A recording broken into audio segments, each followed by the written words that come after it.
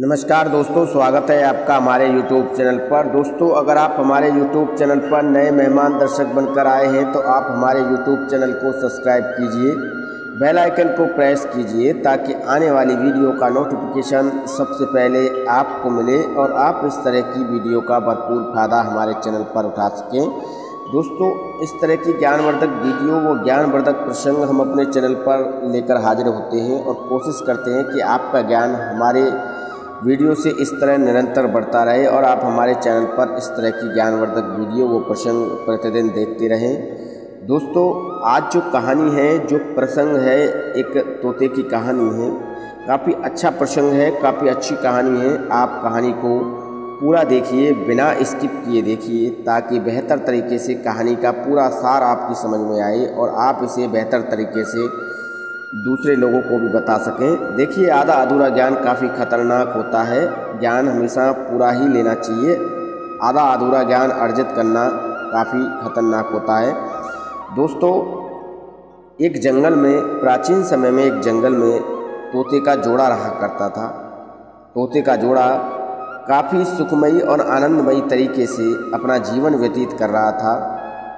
दोनों, तोता और तोते का जो छोटा भाई था, काफ़ी खुश थे, काफ़ी उनके जीवन में खुशहाली थी। दोस्तों, पर आपको बता दें और आपको ये पता भी होगा कि सुख के बाद दुख आता है और दुख के बाद सुख आता है। गरीबी के बाद अमीरी आती है, अमीरी के बाद गरीबी भी आती है। जीवन में कभी एक जैसा समय नहीं रहता है, समय हमेशा बदलता रहता है। जीवन में हमेशा समय का एक जैसा प्रभाव नहीं रहता है। दोस्तों, एक दिन बड़ा तोता छोटे तोते से कहता है कि भाई, हमारा जीवन काफ़ी सुखमयी और आनंदमयी तरीके से व्यतीत हो रहा है। हमारे जैसा सुख ईश्वर और भगवान हर किसी को दे। छोटा तोता जो था वो भी यही कहता है कि हाँ भाई, तुम सही कह रहे हो, हमारा जीवन काफ़ी सुखमयी तरीके से और काफ़ी आनंदमयी तरीके से व्यतीत हो रहा है। भगवान ऐसा समय सभी को दे। दोस्तों, जब धीरे धीरे समय व्यतीत होता है, जब धीरे धीरे समय व्यतीत होता है तो उस जंगल में एक शिकारी जो था वो शिकार करने के लिए आता है। और जब शिकारी शिकार करने के लिए आता है तो उसकी नज़र तोतों के दो जोड़े पर पड़ती है। काफ़ी सुंदर और मनमोहक जोड़ा देखकर शिकारी खुश हो जाता है और शिकारी सोचने लगता है कि मैं इस तोते के जोड़े को लेकर चलता हूँ और इस तोते के जोड़े को मैं अपने नगर के राजा को भेंट करूँगा तो राजा अत्यंत खुश हो जाएंगे और राजा मुझे इनाम भी देंगे। ऐसा जो है वो सोचने लगता है शिकारी। तो शिकारी जो है सोचने के बाद उन दोनों तोतों के बच्चों को एक पिंजरे में बंद कर लेता है और पिंजरे में बंद करने के बाद वो राजा के दरबार में पेश होता है और राजा के जो दरबारी थे, जो सैनिक थे, उसे आदर और सम्मान पूर्वक राजा के सामने दरबार में पेश करते हैं। राजा शिकारी को देखकर खुश हो जाता है और राजा शिकारी से कहता है कि अरे, काफ़ी समय बाद आए हो, स्वागत है आपका हमारे दरबार में। प्रिय दर्शकों, शिकारी राजा से कहता है कि राजन, हम आपके लिए एक सुंदर और बड़ा ही मनमोहक उपहार लेकर आए हैं। तो राजा कहता है कि आप बताइए हमारे लिए क्या उपहार लेकर आए हैं। तब शिकारी उस तोते के जोड़े को राजा को देता है और राजा से कहता है कि ये काफ़ी सुंदर और काफ़ी मनमोहक जोड़ा है। दोस्तों, राजा तोतों के बच्चों को देखकर, तोते के जोड़े को देखकर खुश हो जाता है और अपने दरबार में कर्मचारियों को आदेश देता है कि शिकारी को 100 सोने की स्वर्ण मुद्राएं दे दी जाएं। प्रिय दर्शकों, शिकारी को 100 सोने की स्वर्ण मुद्राएं दे दी जाती हैं और शिकारी वहाँ से खुशी खुशी रवाना हो जाता है। दोस्तों, अब जो तोता का जोड़ा था, वो दोनों भाई आपस में बातें करते हैं कि बताओ कितना अच्छा नसीब है हमारा, कितना अच्छा भाग्य है हमारा, हमें राजा के महल में रहने का मौका मिलेगा, हमारा जीवन अब और अच्छा और आनंदमयी और सुखमयी तरीके से व्यतीत होगा। दोस्तों, जो उस नगर का राजा था वो तोतों के बच्चों से काफ़ी प्रेम करता है, काफ़ी उनके साथ खेलता है। राजा का एक छोटा बच्चा भी था, वो भी जो है काफ़ी खुश होता है और तोतों के बच्चों के साथ ही पूरा जीवन उसका व्यतीत होता था। राजा और राजा का बेटा तोतों के जोड़े को काफ़ी प्रेम किया करते थे, काफ़ी प्यार किया करते थे। दोस्तों, तोता जो था उनका जीवन काफ़ी सुखमय तरीके से व्यतीत हो रहा था। दोनों का जीवन काफ़ी आनंदमयी तरीके से व्यतीत हो रहा था। अब उनके जीवन में कोई भी और किसी प्रकार की कमी नहीं थी। दोस्तों, कहते हैं ना कि हर अमीरी के बाद गरीबी आती है और गरीबी के बाद अमीरी भी आती है।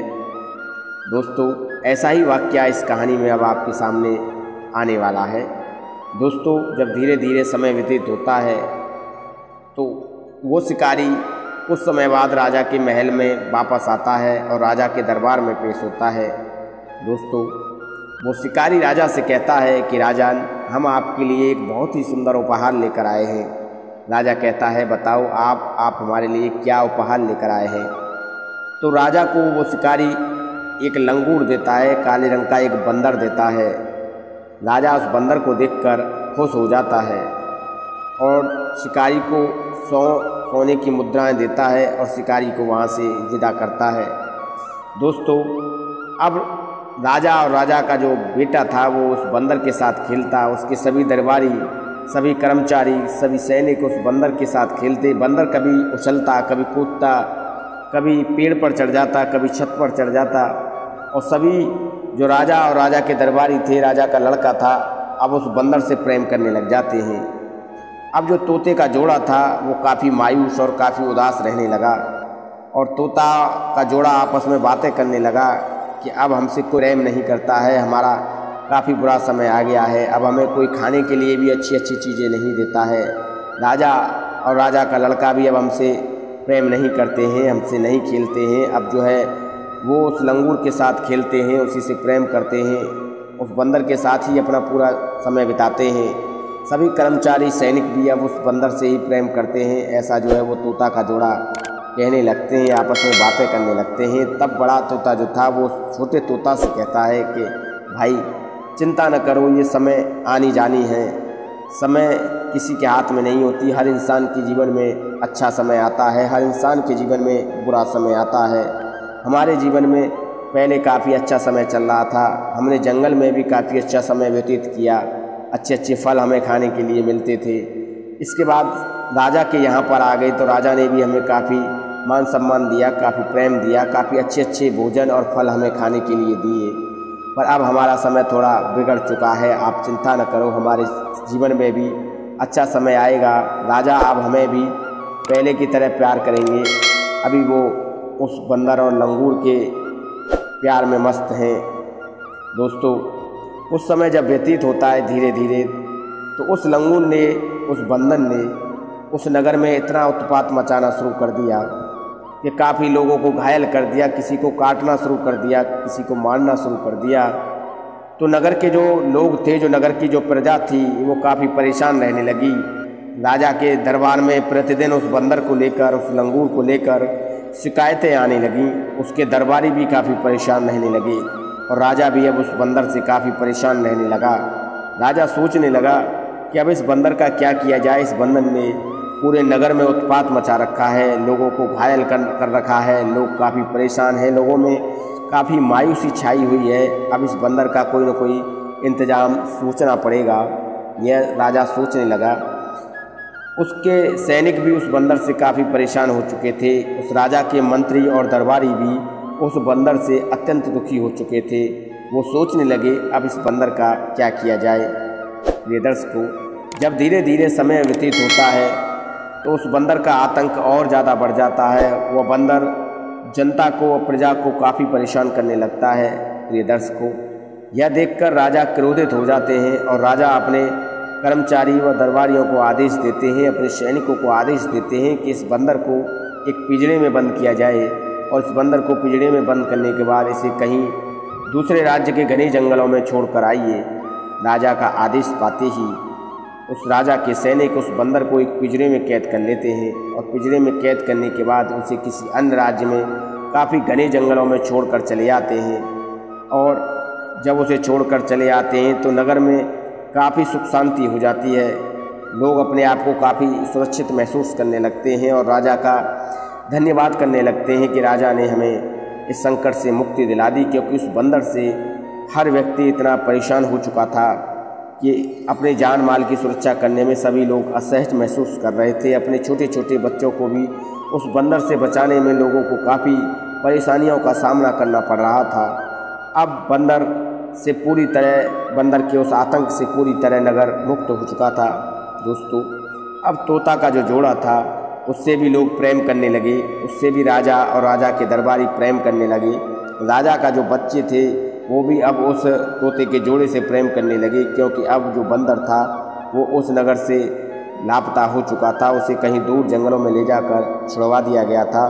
तो अब तोता और जो तोता का जोड़ा था वो काफ़ी खुश और प्रसन्न रहने लगे और सोचने लगे कि अब जो हमारा बुरा समय था वो टल चुका है, अब हमारे जीवन में अच्छा समय आ चुका है। अब हमसे राजा भी काफ़ी प्रेम करता है और राजा के दरबारी भी हमसे काफ़ी प्रेम करते हैं, राजा की प्रजा भी हमसे काफ़ी प्रेम करती है। अब जो बंदर था वो चला गया था और उस बंदर के जाने से सभी का प्यार और प्रेम उस तोते के जोड़े से जुड़ गया था, उस तोते के बच्चे से जुड़ गया था जो राजा के यहाँ महल में मौजूद थे।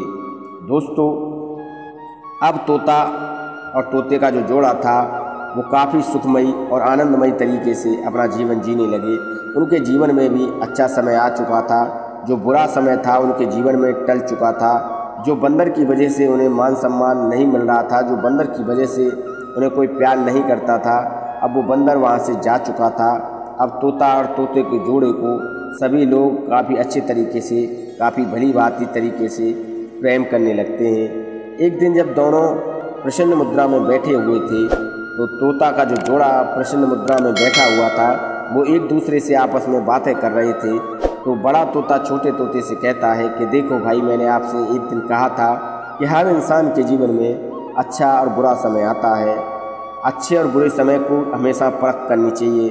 अगर समय अच्छा हो तब भी घमंड नहीं करना चाहिए, अगर समय बुरा हो तो कभी भी हिम्मत नहीं हारनी चाहिए। दोस्तों, कहानी के अंत में तोता आपस में जब बातें करते हैं तो वो कहते हैं कि हमेशा दो बातों का अनुसरण अपने जीवन में करना चाहिए, हमेशा दो बातों पर अपने जीवन में अमल करना चाहिए। दोस्तों, पहली बात जो है तोता बताता है कि जो इंसान घमंड करता है, जिस इंसान पर अमीरी होती है, जिस इंसान पर पैसा, प्रॉपर्टी, वो दौलत और शोहरत होती है, अगर वो इंसान घमंड करने लगता है तो उस इंसान के जीवन में उसका पतन हो जाता है और कभी भी वो अपने जीवन में सुखमयी और आनंदमयी तरीके से नहीं रहता है। दूसरी बात बताता है कि कभी भी इंसान को हिम्मत नहीं आनी चाहिए, कितना भी बुरे समय हो उसे कभी हिम्मत नहीं आनी चाहिए, उसे हमेशा शांति से काम लेना चाहिए। अच्छा बुरा समय इंसान के जीवन में आता रहता है। दोस्तों, ये थी बहुत अच्छी कहानी। नमस्कार।